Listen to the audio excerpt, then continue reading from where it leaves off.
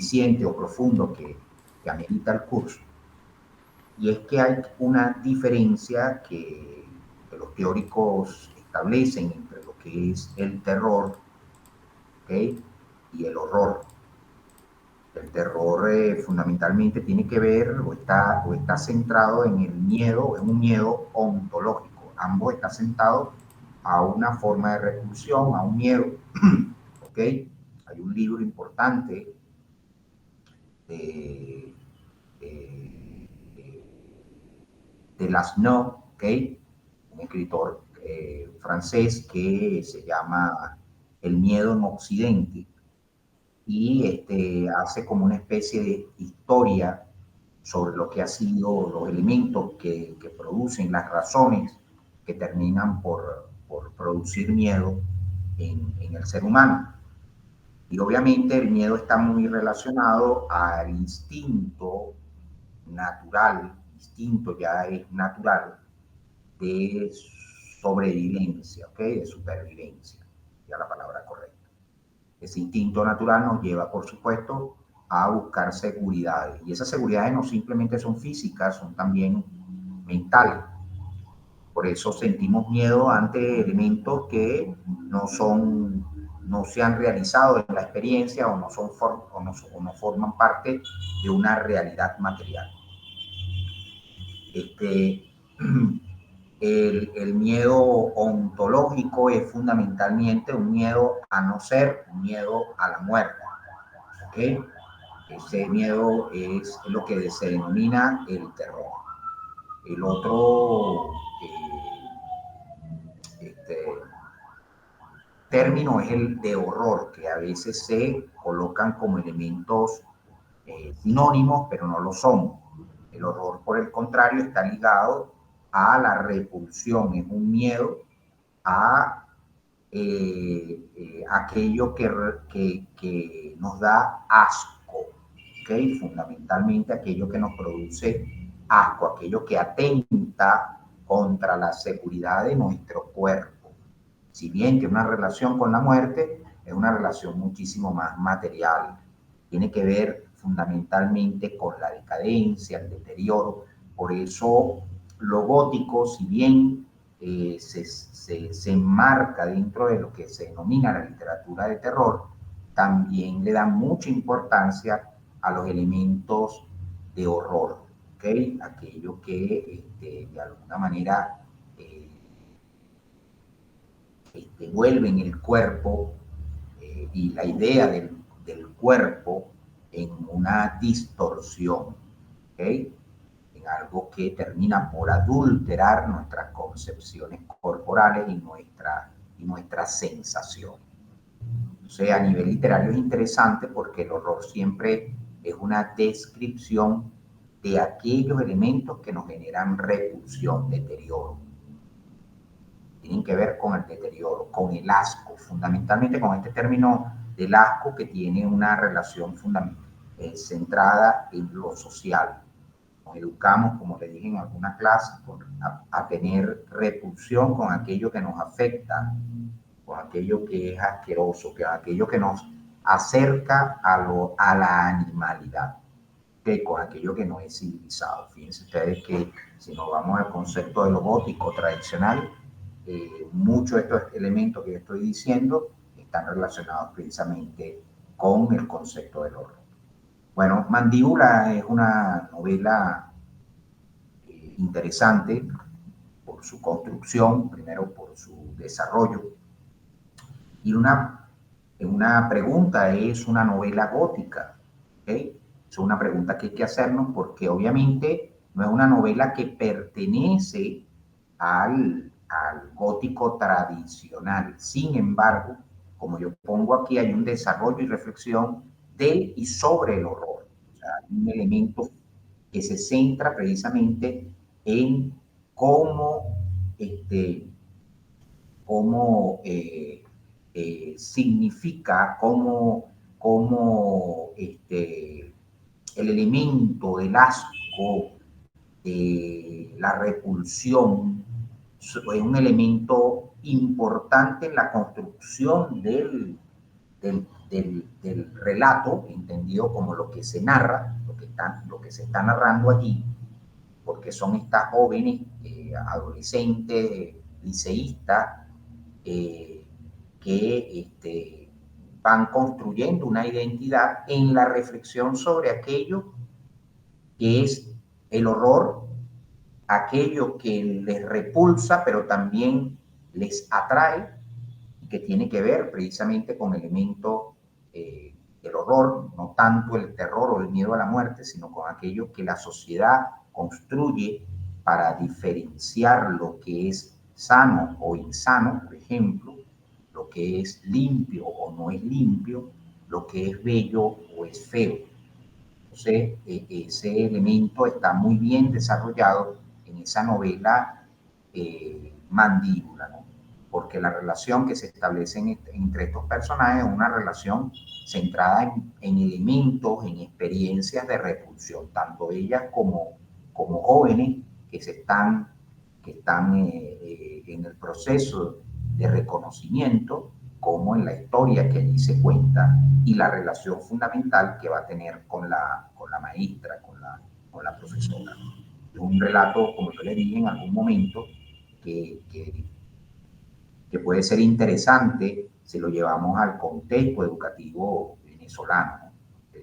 No se diferencia con otros contextos educativos latinoamericanos.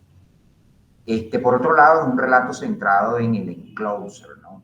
Ahí sí hay una relación importante con el elemento gótico. Ya les decía que el enclosure, el jugar con los espacios cerrados, la construcción de espacios cerrados, en este caso el cuerpo, el edificio que ocupan el edificio sin construir, La y casa después de Miss Clara también.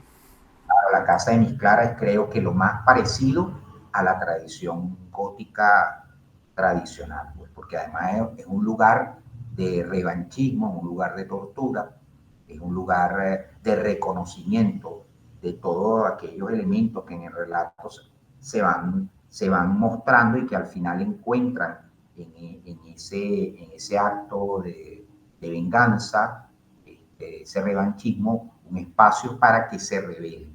¿Okay? Entonces ahí vemos precisamente los elementos abyectos, perversos, siniestros que salen a relucir.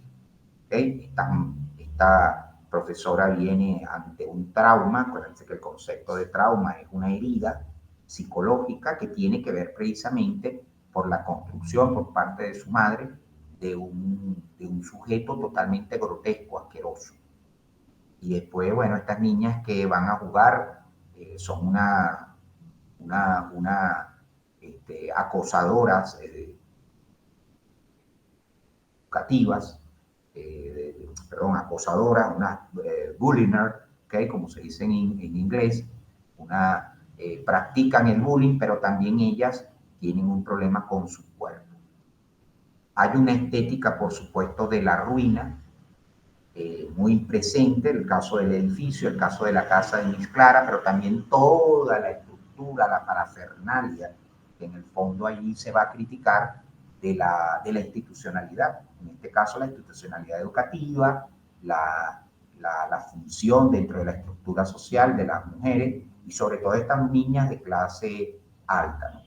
Y obviamente la construcción, la presencia del monstruo, en este caso de diferentes monstruos. Las chicas y la maestra, cómo la sociedad construye literalmente monstruos. Y eso va a generar un caldo de cultivo que sí, obviamente nos acerca a una novela, sin duda alguna, con características del gótico tradicional.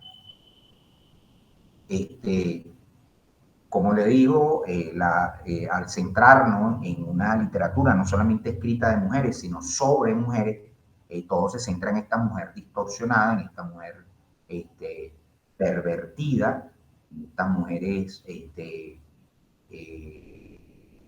que pasan a ser otra cosa. Y ahí encontramos en esta presentación una serie de frases tomadas de la de la novela que pueden funcionar como no solamente como ejemplo descriptivo de cómo hay una distorsión, una adulteración del concepto tradicional de la mujer, sino también como un elemento metatextual que explique un poco el proceso constructivo de la novela.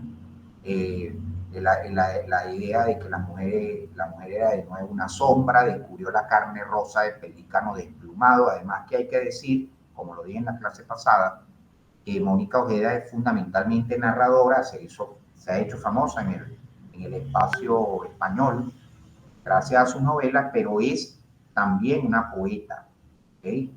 Y eso lo notamos muchísimo en su cuento y lo notamos muchísimo en su poesía. Como ella introduce elementos obviamente metafóricos, hay un uso muy especial del lenguaje.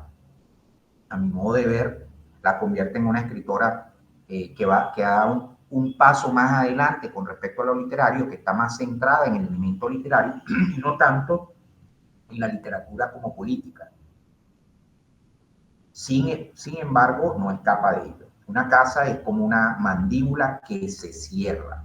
O sea, la idea de esta metáfora que queda bastante abierta dentro de la novela de la institucionalidad, la casa, la familia, que ya lo vimos en María Fernanda Ampuero, como algo que come literalmente identidades, ¿okay? Y que produce en su declusión, expulsa otra cosa, ¿no? Expulsa una cosa que ya no es fundamentalmente lo que se espera dentro de la funcionalidad eh, tanto escrituraria como social. Una casa, y aquí esto es muy bueno para ejemplificar el concepto de enclosure, una casa es como una mandíbula que se cierra. Parecía un tiburón o lagarto, ¿ok? Hay una definición sobre eso, el elemento de la boca. Es algo que come, pero también es una metáfora de todo aquello que se come y se bota de manera distorsionada. El miedo, por ejemplo, que además muy infantil, lo encontramos en textos de Barry, por ejemplo, Peter Pan, el miedo a ser devorado, que aparece allí de manera metafórica precisamente en el caimán que habita y en ellas mismas, ¿no? Como sujetos que se quieren comer. Entonces, bueno, hay una estética muy marcada aquí dentro de la obra de Mónica Ojeda, que es la del horror, entendido como lo expliqué adelante, que genera una atmósfera que termina, por supuesto, por convertir la escritura y las figuras que se representan a partir de esa escritura en elementos esquizoides, ¿okay? En una supresión de identidades, ¿okay? O identidades realmente adulteradas. Son seres que dentro de la tradición podríamos definirlos como seres escindidos, enfermos, locos, ¿okay? Son unas especies de locas, esta niña y esta maestra. Sin embargo, a mí me llama poderosamente la atención que esta locura sea autoconsciente hasta cierto grado y sea profundamente racional. Sí, sí, por eso te digo que la novela siempre se presenta, en este caso, con estas escritoras, en el caso de María Fernanda Ampuero y en el caso de Mónica Ojeda, que por cierto son ecuatorianas, siempre se presentan como escritoras que buscan una alternativa con respecto al género, ¿me entiendes? Y entonces, lo que tú dices es muy cierto y por eso hablamos de una reflexión en torno al horror. O sea, la descripción de una mujer que es ya de por sí diferente, que se regodea en su monstruosidad. Si tú lees la otra novela de Mónica Ojeda, también te vas a encontrar con sujetos, con seres que no son normales. O sea, no dentro de la tradición de normalidad que quiere construir un tipo de sociedad, eso que los marxistas llaman el pequeño burgués, ¿no? Que tiene una estructura social, un tiempo determinado, en función a la productividad. Estos son seres improductivos, son seres marginales, viven en el margen, buscan vivir en el margen, hay una conciencia de ser diferente, son contestatarias con respecto a tradiciones, y esto es importante, y el personaje, no tanto el de la muchacha, el personaje de la maestra, es el personaje que más lo sufre porque es un personaje que está, es un personaje en tránsito con las tradiciones, la familia, la sociedad y lo que ha producido ella, es una maestra, ¿ok?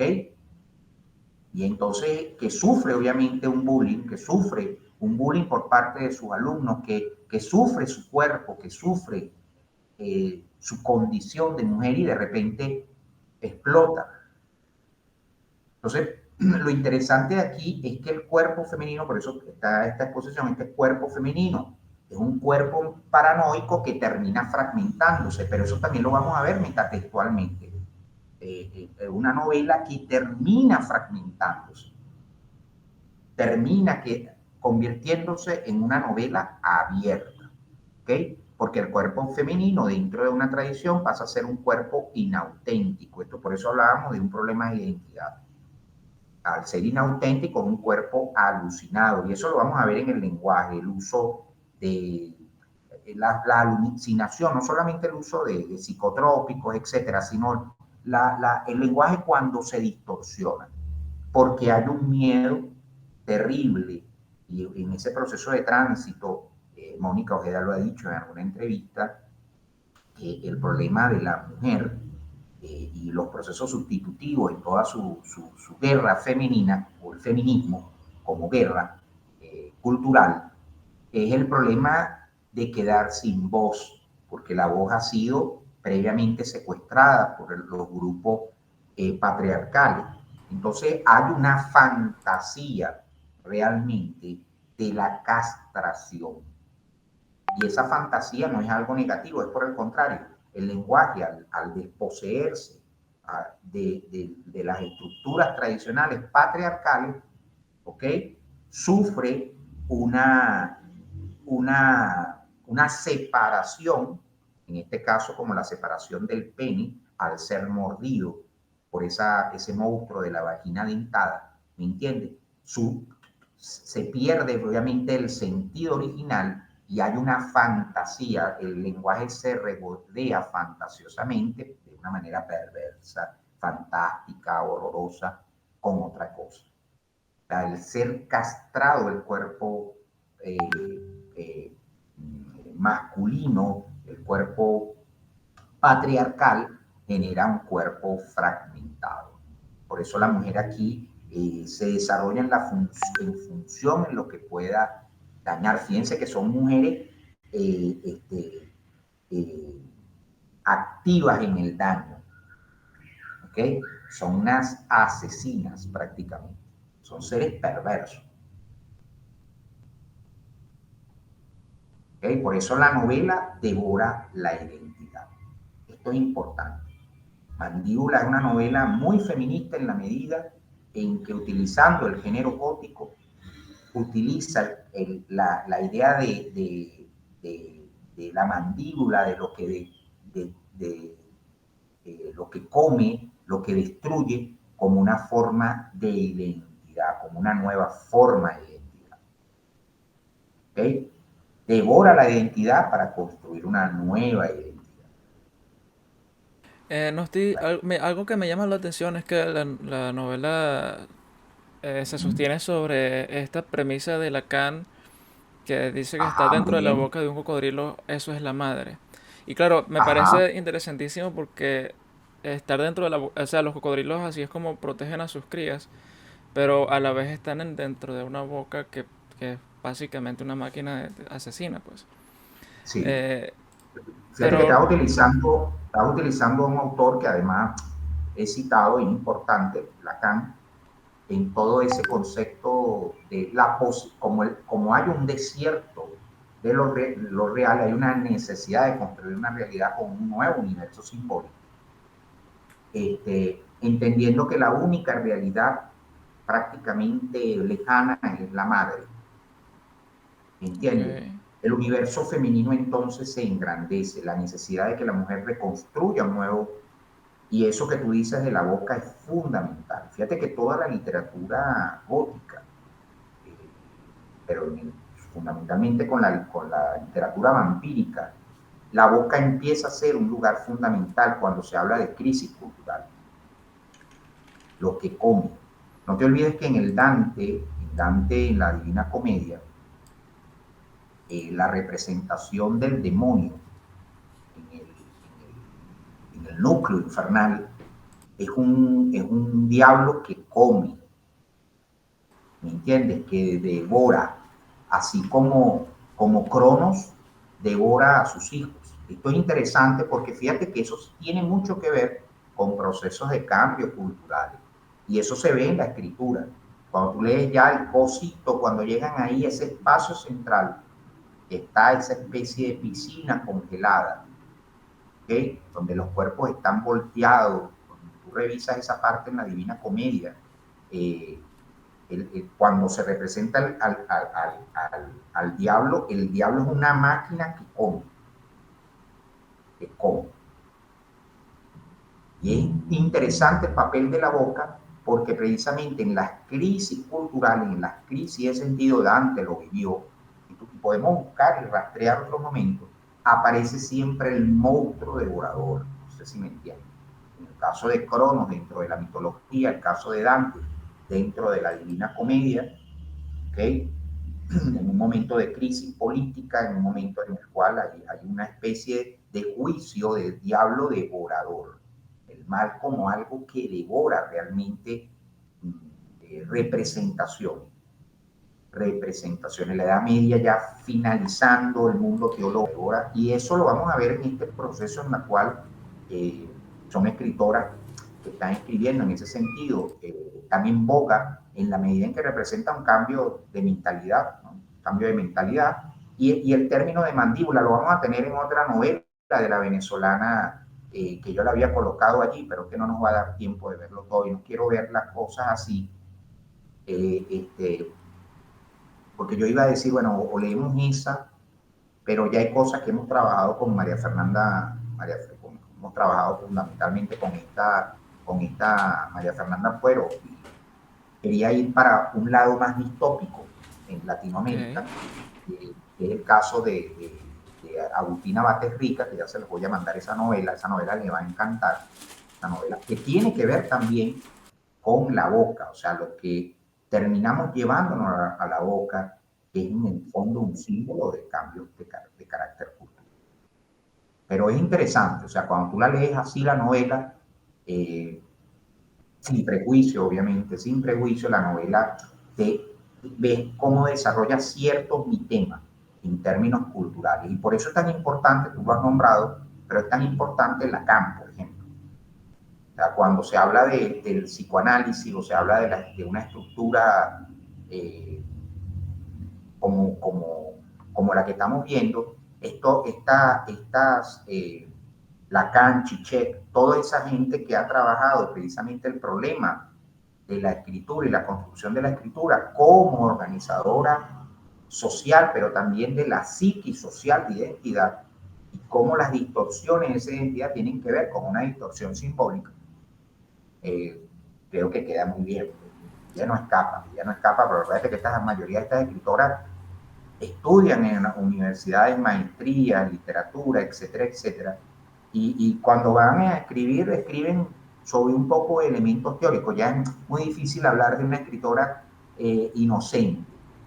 Por Inocente. supuesto. Ahorita acaba de ganar, por ejemplo, un premio, una de estas escritoras, no la vamos a ver, pero ustedes tienen ahí el programa, y en el programa aparecen, que es Liliana Colanzi, ¿no? Que es boliviana, fíjate dónde está viniendo. Ella está estudiando un doctorado en Nueva York, ¿ok? Eh, en Princeton.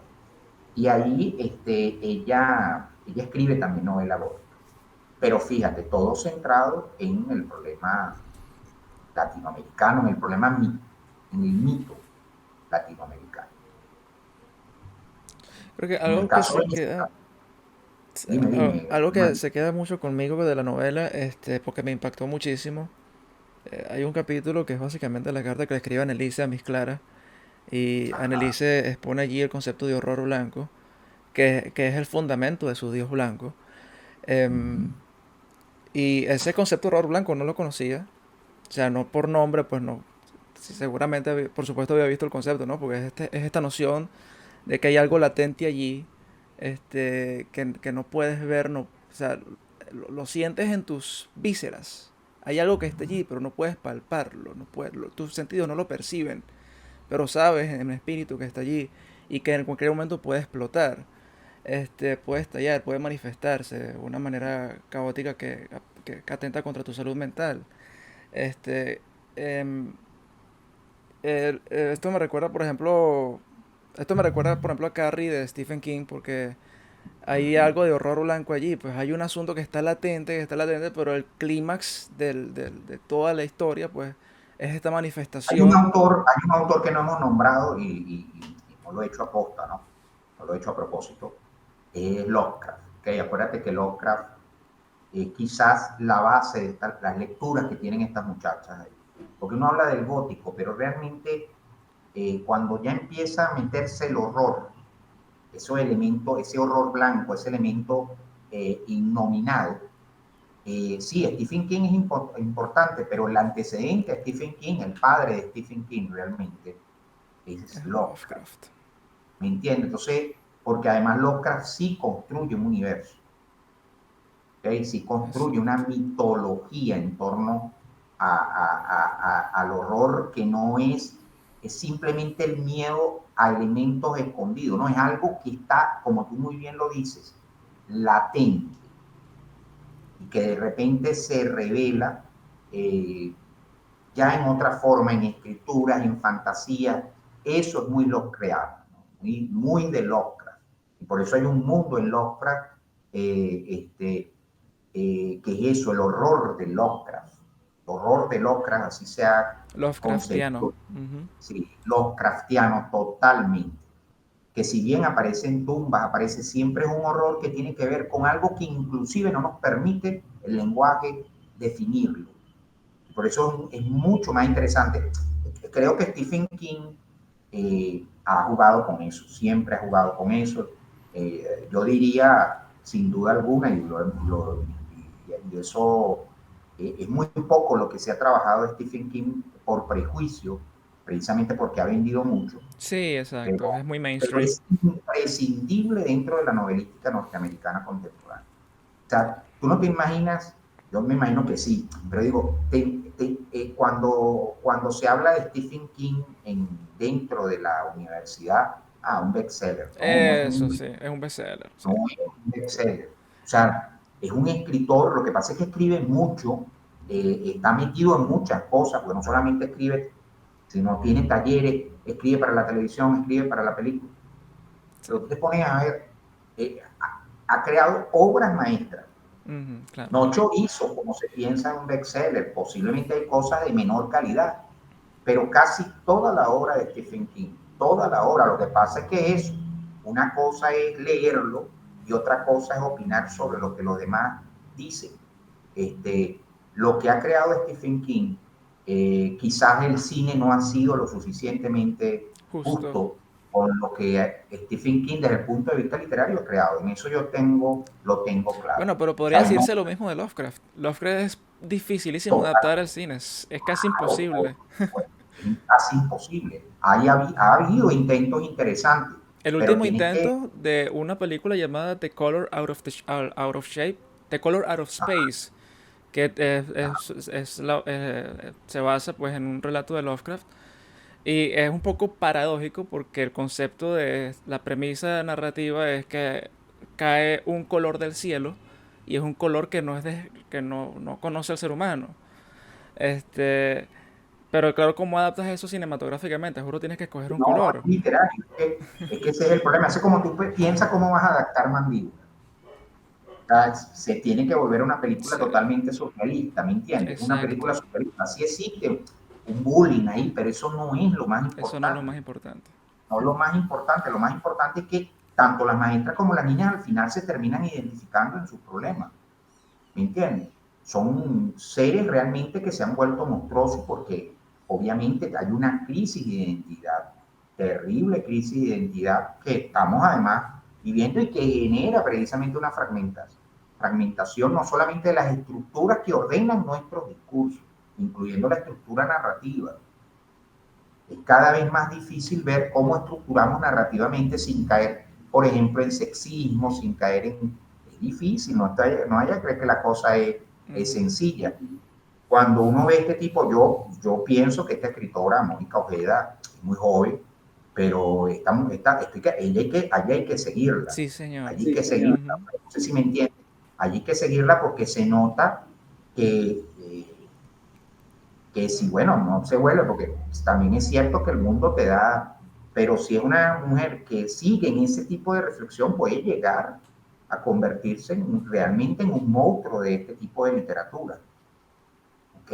Porque aquí el problema, mira, el problema de la institución literaria es que hay gente que dice, publica un libro, le va bien, eso ocurre mucho en Venezuela, le va bien el libro, pero después se vuelven vedette y se deja de reflexionar de manera profunda sobre lo que es el proceso de representación literaria y sobre todo con respecto a la escritura y su relación con lo real, ¿no?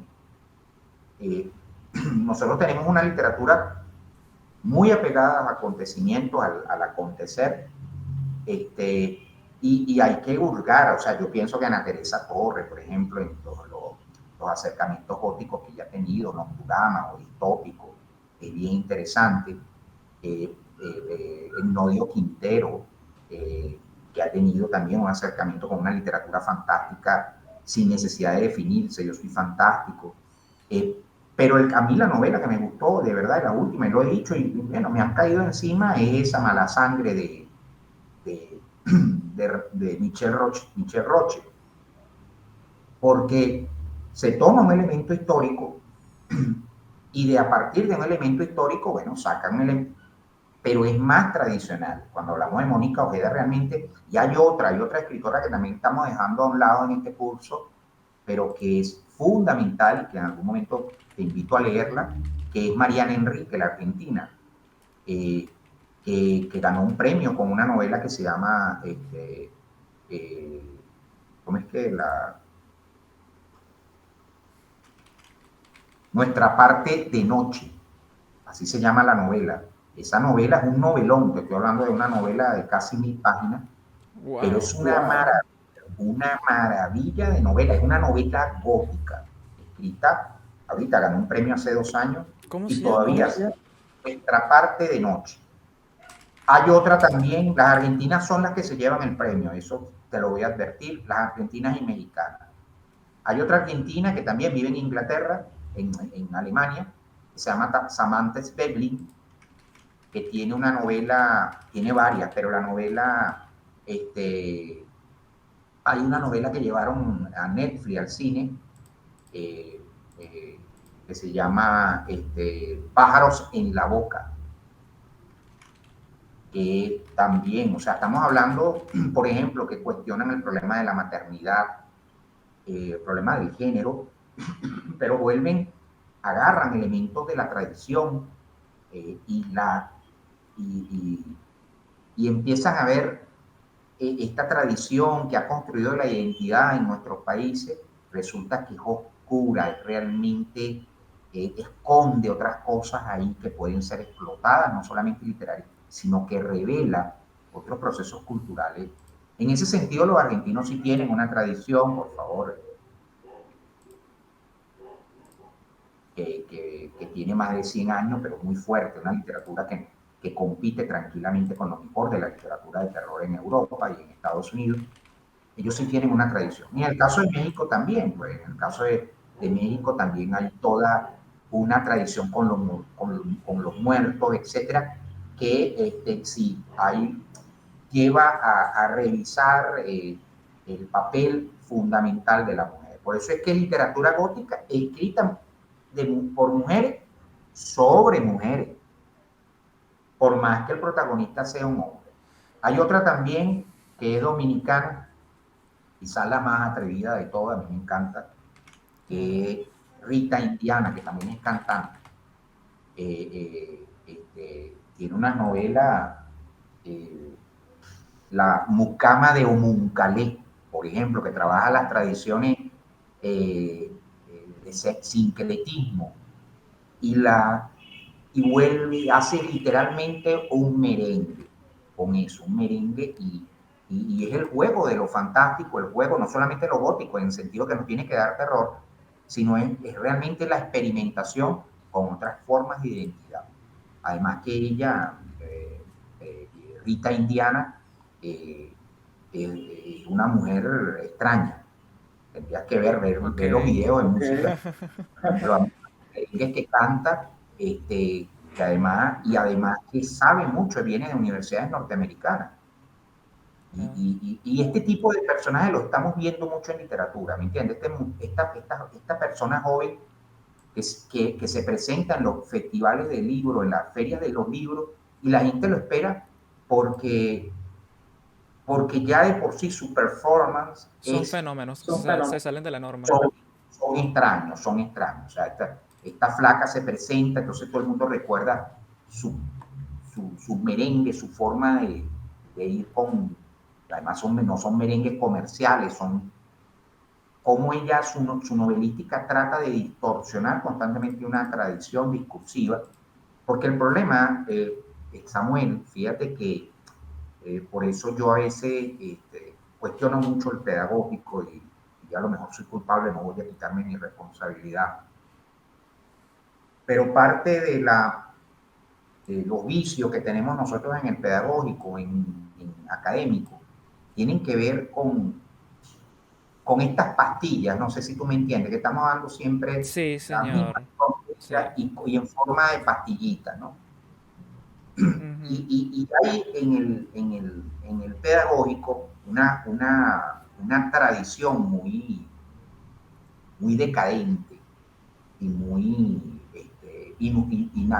inactual, que es el famoso mito latinoamericano. ¿Me entiendes? Ok. La No. construcción de una identidad mitológica del latinoamericano. Ah, Y ya. eso ya, en este tipo de Muy novelas, tú no lo conservador. puedes hacer. No, no lo puedes hacer así. Exacto. ¿Me entiendes? La literatura no, en ningún momento, estos escritores no están en ningún momento en su cabeza hablando de Latinoamérica como el continente unido, la nueva cosmogonía, ¿no? No están hablando como García Márquez, están construyendo una mitología de los latinoamericanos, como Carlos Fuentes, o como en algún momento Vargas Llosa, ¿no? Yo creo que ya Vargas Llosa, eso se acabó, ¿me entiendes? Crear la gran novela latinoamericana, eso ya Mm, desapareció. Eso, pero ojo, eso es de un grupo de escritores que se convirtió en un grupo de escritores importantes que terminaron por construir la mentalidad. Porque, por ejemplo, Borges estuvo en desacuerdo todo el tiempo de eso. Borges se burlaba, Borges decía que había leído el Quijote en inglés primero. Eh, cuando la guerra de las Malvinas iba por Inglaterra, porque Inglaterra nunca había perdido una guerra. No sé si me entiende. Ese tipo de declaraciones son declaraciones paródicas, pero es contra ese mito de lo muy latinoamericano, ese mito, por ejemplo, regionalista. ese mito que mantiene, por ejemplo, nuestro gobierno, que es propio de la izquierda nacionalista, porque es una izquierda nacionalista, de que tenemos que construirlo el discurso originario, no sé si me entiende, que además vienen de unos indígenas que no existen, Exacto. que son inexistentes, lo que quedan son mitos, además trasladados a otros idiomas que ni siquiera son los de ellos mismos. Este, como ven, tomar conciencia de ello, que es un poco lo que le ha pasado a esta tradición de estas escritoras andinas, ecuatorianas, bolivianas, pero todas blancas, fíjate que son mujeres, el caso de Mónica Ojeda es una mujer muy atractiva, es atractivísima, yo tuve la oportunidad de conocerla, yo, bueno, un mujerón, de verdad, porque me pareció, además que era una mujer muy, sí, tiene sus rasgos ecuatorianos, pero era eso, es la mujer que no se come esa coba. Igual va a pasar. Entonces hay distorsiones, pero más que distorsiones, mezclas. ¿Me entiendes? Mezclas. Mezclas. Y ahí tú entiendes un poco, por ejemplo, eh, el reggaetón, Bad Bunny, empiezas a entender por qué ese tipo de manifestaciones que depende Mm, Ok. el mercado, ¿me entiendes? De otras manifestaciones que no tienen que ver. Rubén Blades decía, Rubén Blades dice, eh, cuando estaba en su, cuando él, ¿sabes? Tuvo su mejor momento en la salsa con Willy Colón, ganó mucho dinero, dice él. Pero cuando él empezó a escribir ya otras cosas de carácter eh, crítico, él le decía a los músicos, y los músicos, por eso es que él se va a Son del Solar, párame la clave, quiebra la palabra que utiliza la música es quiebra la clave, porque la clave es la que da precisamente el ritmo a las canciones de la salsa, lo que hace, lo que lo hace bailable, para ser más exacto. Entonces dice, quiebrame la clave, quiebrame la clave porque yo quiero que el que escuche mis canciones las escuche, no la baile. Ok. Romper Ahora, paradigmas, por supuesto, claro. entonces, las escuchas más lo narrativo y lo demás se puede volver distorsión. Por eso hay un Rubén Blades en algún momento, maestra, no tanto en Maestra Vida, pero sí en Buscando América, que creo que es el disco, y otros que vienen posteriores, donde tú ves que él quiebra la clave. La clave es, hay un relato y, y está la gente esperando para salir a bailar y de repente te encuentras con que hay un quiebre, un distón. Bueno, así está ocurriendo en literatura. O sea, quiebrame la clave de esa mitología de que somos un continente perfecto, unidos. No, no somos nada unidos, somos terriblemente Diversos. diversos, desiguales, este, desiguales entre sí, con una alta carga de violencia, ¿me entiendes? eh, con una política destructiva, grupos políticos destructivos. O sea, yo estaba leyendo por ahí para que tú veas, nosotros no tenemos guerras, nuestras guerras más importantes han muerto 100.000. Europa ha muerto en el siglo XX y lo que va de ahorita casi 90 millones de personas. No se hable de país, los países asiáticos, millones, no se hable de África, millones y millones. Eso es un país de paz, pero nos matamos a nosotros mismos. Sí. Por eso es que claro, el propósito de esta idea, esta noción, es un poco utópico, pero unificar mediante estas obras de arte, este, un continente, resulta imposible. Lo que pasa es que resulta más eficiente, como lo hacen estas autoras, porque apelan más a la humanidad, a algo que es intrínseco en el ser humano, y eso resulta ser muchísimo más universal y termina A la unificando mucho más. experiencia, a la experiencia, sí, a la experiencia. Sí, sí, estoy de acuerdo. Y eso tiene que ver porque hay un auge en Latinoamérica de la crónica. Ahora están viendo, porque la crónica es más específica, más de momento. La gente ya no quiere las grandes historias, porque las grandes historias nos han hecho daño. No sé, las grandes mitologías nos han hecho daño.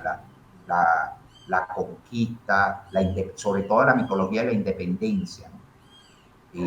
La mitología de la independencia nos ha hecho mucho daño porque ya nos quedamos como independientes y entonces creemos que ya no, ¿me entiendes?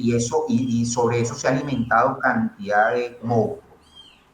Ahora no, ahora lo que se busca es la experiencia cotidiana, o sea, qué hacemos en nuestra cotidianidad, en nuestros grupos sociales, y por eso la crónica como literatura este, ha tenido un auge en Latinoamérica, incluyendo Venezuela, quizás en menor medida, pero ahí está Caracas Muerde de Torres, y de otros escritores que están escribiendo crónica y que tú dices, bueno, es como más factible hablar de la cotidianidad, de nuestros problemas, cómo mitologizamos nuestros problemas cotidianos. Esa es la verdadera literatura, no sosteniéndonos sobre el mito de construir una genealogía, ¿me entiendes?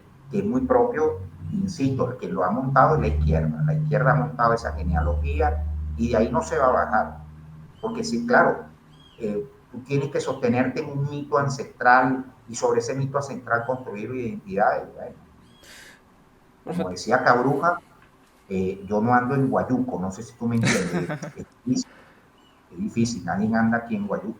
profe, tengo dos preguntas. La primera, usted había mencionado, bueno, ya conocemos el concepto de Megarón, este, y algo que usted había mencionado con este concepto de Megarón, pues la mujer tenía una función en la sociedad griega, eh, y lo cual era, por supuesto, terminado siendo bajo el prisma de hoy, bajo el prisma que tenemos actualmente, algo profundamente sexista. Em, y usted había mencionado que el concepto del amor eros era algo que se veía más presente en la relación de amigos masculinos en la sociedad Ajá. griega. Pero entonces, ¿cómo entra esto que está presente en la Odisea de que Odiseo quiere regresar a su casa para estar con su esposa?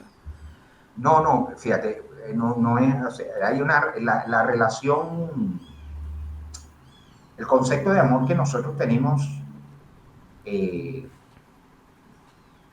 que manejamos bajo el filtro del judío-cristianismo, es una idea de complexión, de trascendencia. O sea, el amor nos trasciende, lleva a otro plano existencial, pero tiene que ver con un elemento típicamente neoplatónico, que es el elemento de unidad. ¿Okay? Tú buscas en la relación con el otro una unidad, porque no la tienes. Ok. Pero eso es a partir del gran filtro judío-cristiano, por eso te hablo de neoplatónico.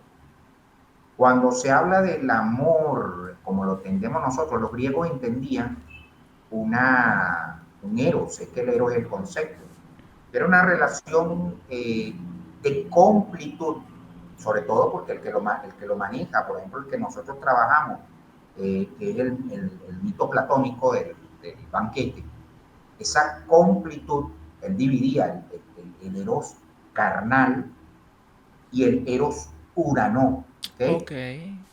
El eros de la búsqueda trascendental, es de la verdad, el deseo que te lleva a buscar la verdad porque es una forma de buscar la identidad.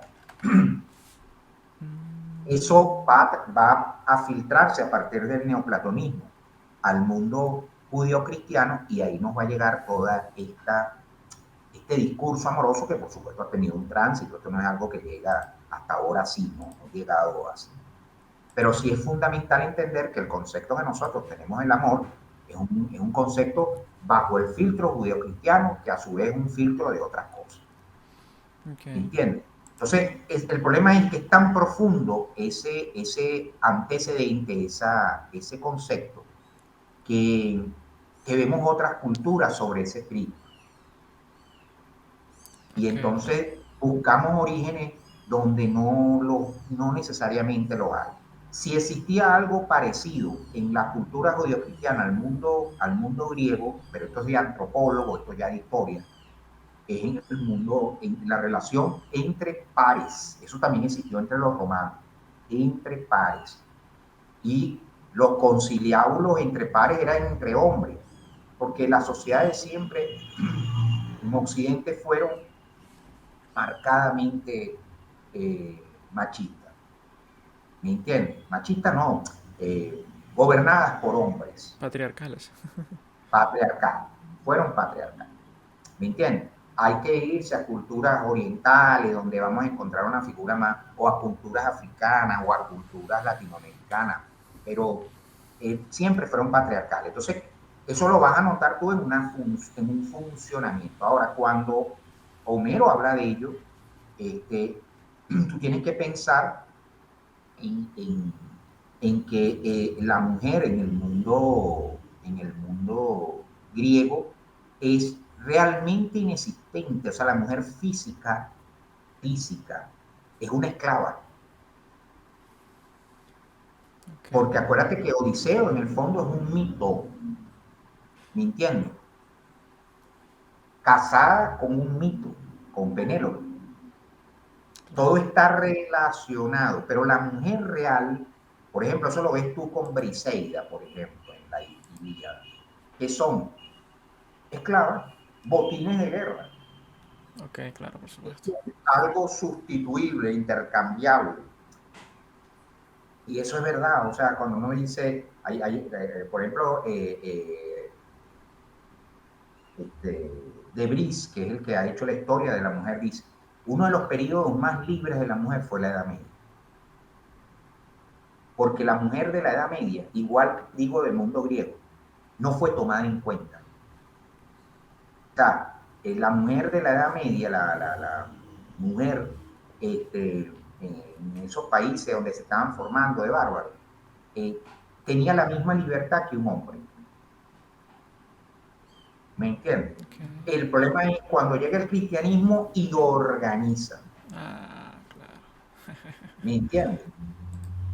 Organiza.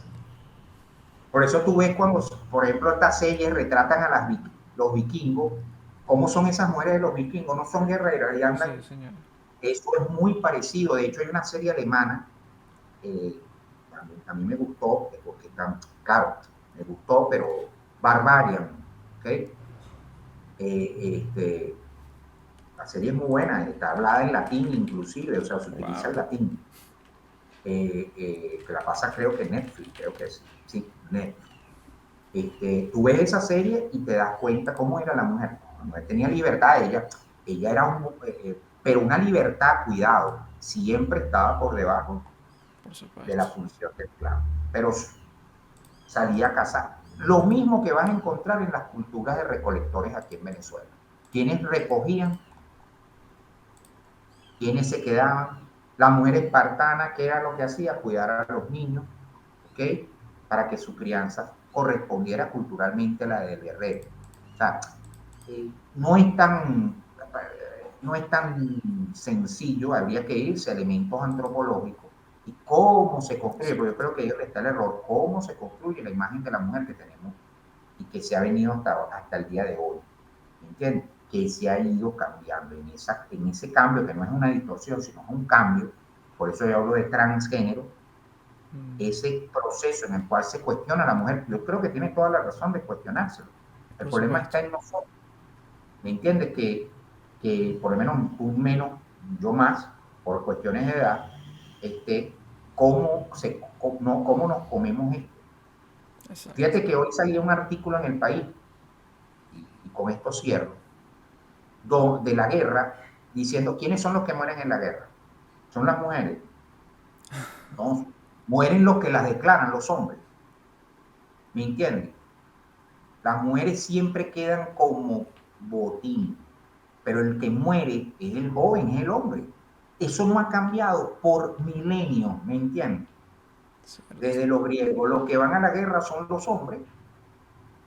Ah, y ahorita hay soldados y demás, y tú ves que manejan aviones y matan igual, pero Siguen siendo la minorías. figura del más, ella no sé, la figura es la del hombre, la que Mm, declara, y eso ha sido un problema porque en eso es un plano geopolítico, militar, pero llévalo a todo. Eso, mira, el problema es generalizado y eso a veces tenemos que andar ¿cómo es que? En, somos funámbulos, ¿no? Porque eso también se ve en las leyes, en el comportamiento que ellos puedan tener con las mujeres de ahora en adelante. Por ejemplo, el comportamiento que tiene el profesor con las mujeres. ¿Me entiendes? Eso, eso va a tener un cambio por radical. supuesto, eso condiciona muchísimo. Condiciona muchísimo. Por ejemplo, en el pedagógico, que tú sabes cuál es la tradición que hay en el pedagógico, Sí. ahora te imaginarás. Ya en la católica, para darte un ejemplo, en la católica usted va preso, Wow. usted lo vota, ¿me entiendes? Pero Usted no puede será ser, igual en otras universidades. Por ejemplo, dudo mucho que sea el caso de la central, porque entiendo que en el pedagógico, porque se forman docentes y hay mucho conservadurismo. En la católica, porque por supuesto tiene una base muy religiosa, pero en universidades como la no, central. no, es un problema de las redes sociales, Ok. es el alcance de las redes sociales. O sea, ahorita te destruyen una reputación por las redes sociales, así sea Ya. completa. Pero fue otra Es pregunta que terrible. tenía. Otra pregunta que tenía, y esto es un poco más de curiosidad mórbida académica, a ver qué piensa usted. ¿Qué piensa usted de la hipótesis, teoría, cuestionamiento anti-Stratfordiano de Shakespeare? Perdón, no te escuché El, lo de... este cuestionamiento, los cuestionamientos anti-Stratfordianos de Shakespeare. Esta teoría no suscribe a eso, ¿no? No, no la suscribo. ¿Y no le parece interesante todas las discrepancias que sobre No, las que se no, claro, pero fundamenta? es que Sí, claro, por supuesto. Le parece interesante, Eh, pero dice que es algo que es coincidencia, pues, aquellas discrepancias. claro, es que el problema es, claro, yo te digo, no estoy de acuerdo, pero todo va a traer un cambio de mentalidad a la hora de leer ahora los textos. Sí, ¿Qué te puedo decir? O sea, pero es que a la vez no, porque si tomamos en cuenta lo que dice Bartes, es irrelevante. O sea, sí, sí, sí, sí. O sea, lo que pasa es que yo pienso, mira, es como todo, Samuel, hay que prepararse. Y prepararse es leer, leer, leer, leer. Mejorar los procesos argumentativos, no esa tradición de escribir, de razonamiento discursivo que te venden ahí en la universidad, no, no, no. Ahí hay mucha falacia, ¿no? O sea, hay una estructura, pero a veces esa estructura es vacía.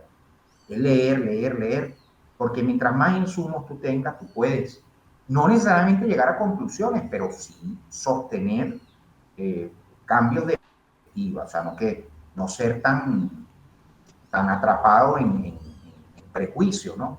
Porque el problema del pedagógico es el mismo prejuicio del sistema educativo, ¿me entiendes?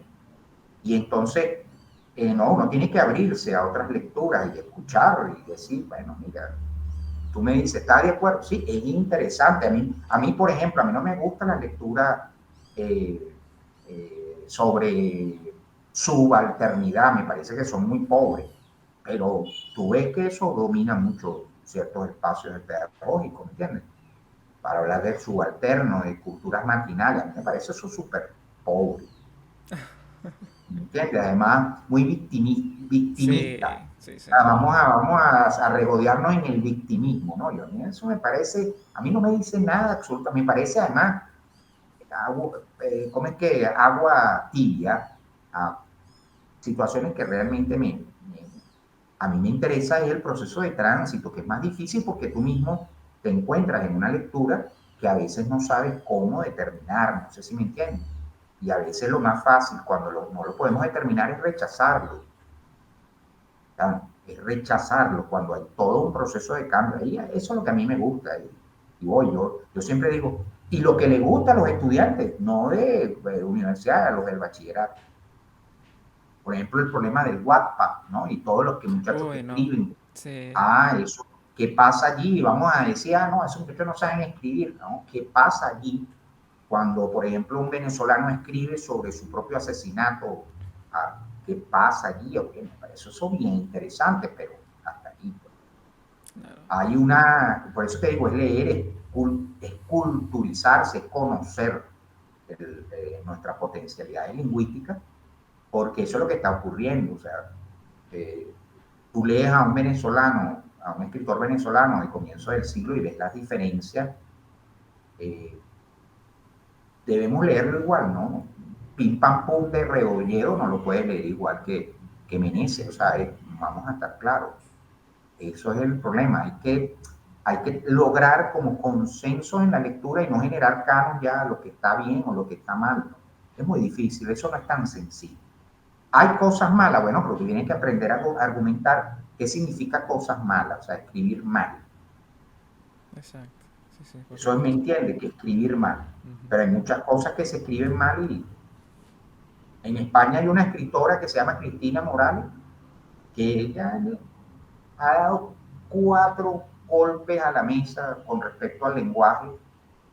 Ella sí es subversiva, lo que pasa es que, claro, no tiene nada que ver con este seminario, pero ella, su canon es lo que llaman allá los fanzines en España, que esa literatura hecha a mano, clandestina, el fanzine es su canon, mal escrita, subversiva, el mundo de los ocupas, el mundo realmente marginal.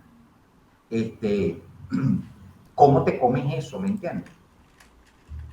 Oh, profe, otra pregunta. ¿Conoce a Neil Gaiman? ¿Ah? ¿Conoce a Neil Gaiman? No, no. Ok, Tendría que ver. ok, sí. Tengo que compartirle a ese autor. Neil Gaiman, este, se hizo muy conocido por una novela gráfica llamada The Sandman. Ah, de Satman. Él es el autor de The Sí, Satman. señor, sí, señor. Y de American Gods también. Ah, Eh, bueno, sí. O sea, como te digo, conozco los títulos, pero no he leído, no lo he leído. O sea, conozco, tengo referencia. Soy muy Bueno, fan de fíjate, Sandman. Me encanta The esa, Sandman.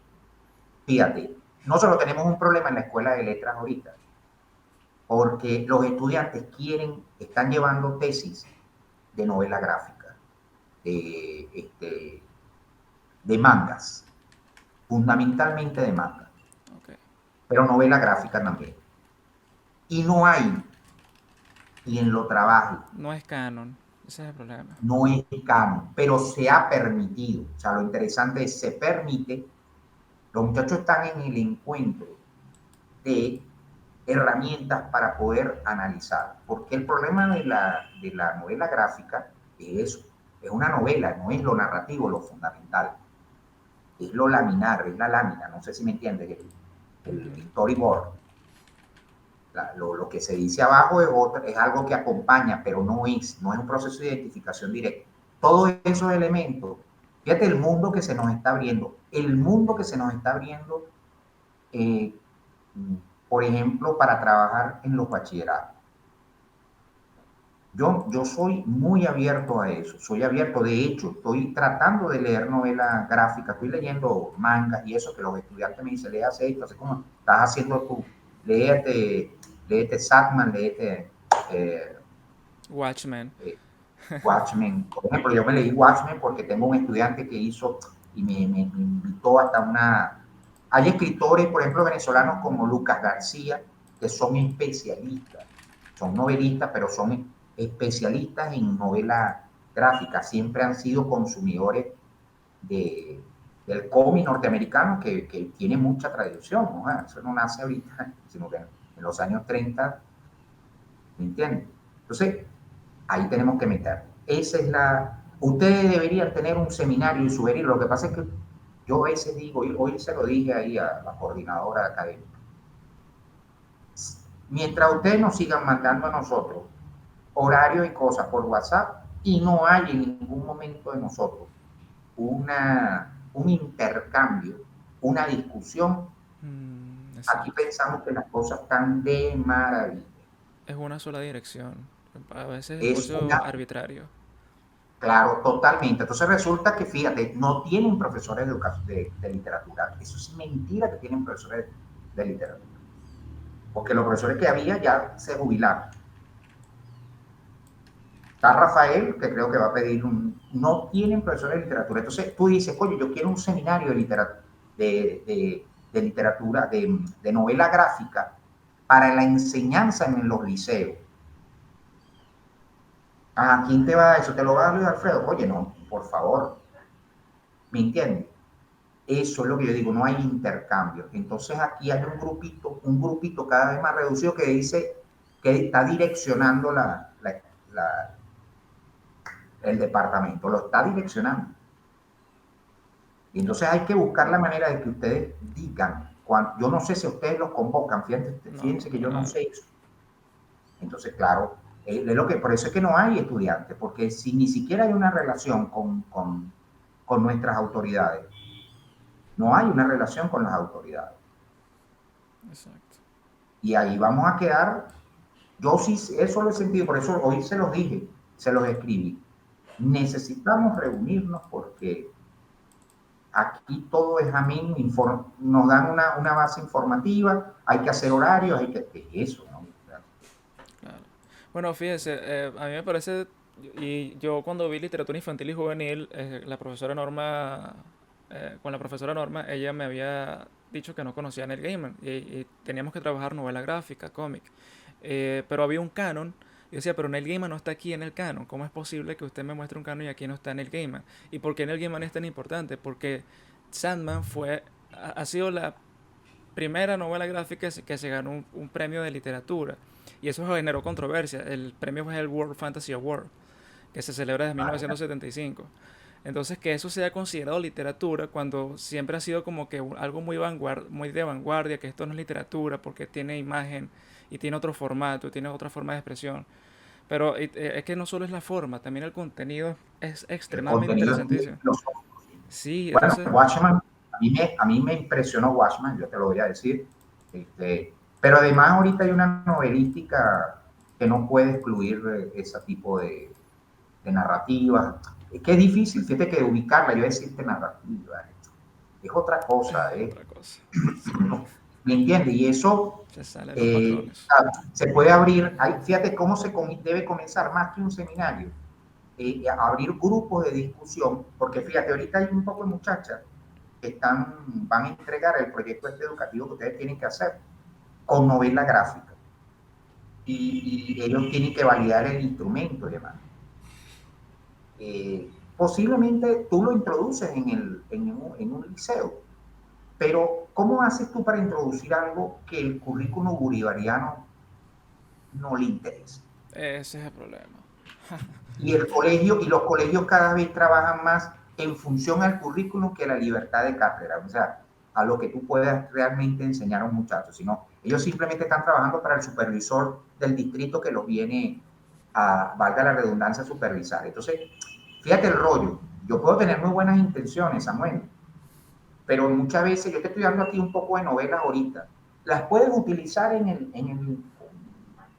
tiene que ser, no sé, en otro ambiente, pero en el ambiente de los colegios tradicionales, que cada vez la educación es eso, tan supeditada a lo que diga el ministerio, eh, no sé, pero es válido, o sea, yo sí creo que como discusión, como para escribir, para investigar, pero, insisto, eso tienen que estar los estudiantes no pueden estar aquí, no pueden estar simplemente buscando, y me perdona, graduarme y buscar la materia más fácil para No, no, por inscribirme. supuesto, hay que cultivarse. Es un poco lo que está ocurriendo. Ojo, yo, por eso fue mi discurso la Y otra por vez. eso es que muchos se gradúan de pedagógico y con mucho respeto a mis compañeros, No, no con saben mucha nada. No, bueno, mediocridad. pero te voy a decir una norma. No es los estudiantes de pregrado nada más, esa es la víctima. Son colegas que Ah, se gradúan de doctor. wow, wow. Son Colegas, maestras, cuando dice colega se refiere maestrantes, a de su universidad también. ¿sí? Al pedagógico. Ah, el pedagógico, sí, sí. Maestrantes, Sí, sí, es un que, problema pedagógico. que tú ves las graduaciones de doctores un gentío. Todos son expertos en metodología, pero con el contenido así. Y te lo digo con toda la responsabilidad. Fíjate, yo leo, yo vivo leyendo y tal, pero yo no trato, me encanta cuando hice intercambio que tú me estás dando información. Fíjate, yo ahorita me bajo Satman, lo leo y a lo mejor la próxima Yo lo tengo clase todo que nos descargado, lo veamos, puedo subir a Google Drive para que tenga ya todo listo. oye, excelente, excelente. Y yo me lo leo y me encanta porque además me gusta, es algo bien, bien refrescante. Pero eh, Ahorita va a estar muy en boga porque va a salir, y eso es algo que yo estaba muy escéptico de que fuese posible, porque han habido intentos de adaptarlo a formato audiovisual, pero llamaron a Neil Gaiman para que fuese productor y dentro de unos meses va a salir. Estoy un poco escéptico porque dudo mucho que puedan adaptar Neil Gaiman a la televisión, pero vamos a ver qué sale. Neil Gaiman está allí. Entonces ahorita va a estar muy en boga y va a popularizarse bueno, a mí me gustó muchísimo. mucho la versión cinematográfica, la versión de Watchmen, ¿no? No la cinematográfica, la de la serie que pasó HBO, No me la he visto pareció todavía. muy interesante. Me pareció interesante, interesante. Yo me había leído la novela gráfica y Yo me la leí además dos que eso veces. Me encantó, es demasiado buena. acerca, ¿no? Es muy buena, inclusive en todo el formato, cuando tú escuchas la historia muy buena. Pero bueno, hay que meterse, ves, ahí hay que meterse, hay que investigar, hay que generar una historia porque hay una novela gráfica en Venezuela, eso es otro rollo, que ha tenido, que también hubo premios inclusive patrocinados por el gobierno, ¿me entiendes? No sé si sabía, No sabía. llegó a publicar novela gráfica. Yo tengo un conocido que ganó un premio de El perro y la rana con una novela gráfica que se llama Insomnia, por ahí te la voy a mandar, Okay. Ujú. porque él me la mandó ya el premio, pues, editada por El perro y la rana, este, ¿Y y esa se ve editorial que él todavía consume, existe? bueno, no sé si existen, claro, El perro y la pero rana. Ok. sabes que aquí lo que hay es una imprenta nacional, ¿no? Y, y están imprimiendo, ahorita el gobierno el año pasado compró varias imprentas, lo que se llama impresión a la carta. Tú bajas el cuestión en PDF, pero después la puedes comprar, pero es una impresión a la carta. Necesitas ese ejemplar, ellos te dicen venga al día siguiente y te lo entregan. Ya, claro, print on Como están demand. haciendo en España. Sí, como están haciendo en España, porque también es cierto, a mí me parece que eso está bien, porque tú no puedes imprimir en este universo 2000 ejemplares, no se vende, Exacto, aquí no no se sé. vende. No. Ujú. Tienes que imprimir a la carta. Y si vamos a ser ecológicos, los recursos también son limitados, ¿no? Si vamos a ahorrar Claro, por esa sí, no gente. puedes imprimir. Yo sé que en España, no sé si te has enterado, que publican 300.000 ejemplares de una obra y después de 3 años tú ves la quemazón de libros, por más que regalen, porque no es que no regalen, pero es que tú vas a regalar cajas y cajas a quién. Hay otro problema, que la Biblioteca Nacional tiene unos cuantos años que no se actualiza. Ellos, por una ley, la Ley Nacional del Libro, toda editorial nacional tiene que darle libros a la Biblioteca Nacional. Este, eh, no sé si eso se está supervisando, pero me comentó un editor que porque alguien dijo ahí que los libros no los podía comprar, entonces el tipo muy groseramente lo mandó a la biblioteca. Entonces alguien se paró y dijo, un momentico, yo soy bibliotecólogo, trabajo en la biblioteca y comentó la situación. Entonces el editor, no lo voy a nombrar porque es conocido, el editor dijo, pero caramba, yo mando mi libro, que no lo actualicen, eso es problema de ellos, sí, pero el lector, tú estás cumpliendo con una cuestión burocrática, pero ¿y qué pasa con el lector? Entonces, bueno, nada, tratar de ponerse como en sintonía, ¿no? Un Claro. poco es lo que... Bueno, placer, chamo, haber hablado ¿Verdad que contigo esta sí? tarde. Sí, Y bueno, yo... nada, mira, voy a mandarte ahorita la novela que vamos a leer. Es de Agustina Bates Rica. Se llama una novela distópica, pero tiene elementos góticos. Ya después Ok. yo voy a dar una clase sobre distopía, breve clase sobre distopía, que a lo mejor te sirve para lo que estás trabajando en novela gráfica. Y esta novela se llama Cadáver Exquisito. Ok. Una maravilla Por de cierto, lo novela. que yo voy a trabajar en mi... Bueno, en la carrera no hacemos una tesis, hacemos una especie de Sí, proyecto educativo. proyecto educativo. Yo voy a Uh -huh. trabajar los juegos de rol porque tiene que ver mucho... Yo tengo un negocio en donde yo diseño materiales para juegos de rol de mesa. De hecho, yo tengo publicado una Ah, revista. perfecto. Luego le mostraré fotos de la revista impresa y hago Uh -huh. cartas y estas cositas. Implica también escritura creativa. Si en algún momento usted conoce a alguien que se quiera animar en trabajar conmigo con escritura creativa, hay que escribir un texto narrativo, pero tiene un formato bastante definido porque va a ser con propósitos lúdicos. Em, Y remuneras por eso. sí, sí, yo vivo de esto. Ese es mi negocio, ese es mi ingreso. Eso se imprime en Estados Unidos y de ahí se hace shipping a distintas partes del mundo también por print on demand. La persona pide lo impreso o digital, lo compra y ahí la tienda se lo hace llegar. Pero ese va a ser mi proyecto educativo, utilizar los juegos de rol para fines... No, te felicito porque de verdad pero muy interesante. Sí, Fíjate que eso tiene tiempo, ¿viste? Eso tiene, ¿cuánto? Como 30 años, la cuestión de los roles, el sí, juego de de rol. 1900, del año 70, sí, a 40 años. Comenzó Ah, no, con más, Dungeons and Dragons. Sí, pero sí. últimamente ha ido, los últimos juegos de rol que han salido, por supuesto la vanguardia siempre es quien trata de dominar, contrarrestar el canon y las tendencias anteriores. Ahorita hay mucho énfasis en lo narrativo, porque ¿cuál es el problema que han tenido los juegos de rol desde hace muchos años? Que ha habido mucho énfasis en la gestión de recursos lúdicos, las cosas, que si los numeritos, que si tantos puntos de vida y esas cositas, que si los dados. Pero últimamente ha habido mucho énfasis en lo narrativo, en que queremos jugarles para contar una historia en conjunto. Es un trabajo Sí, sí. creativo que se lleva a cabo en el imaginario colectivo de los participantes.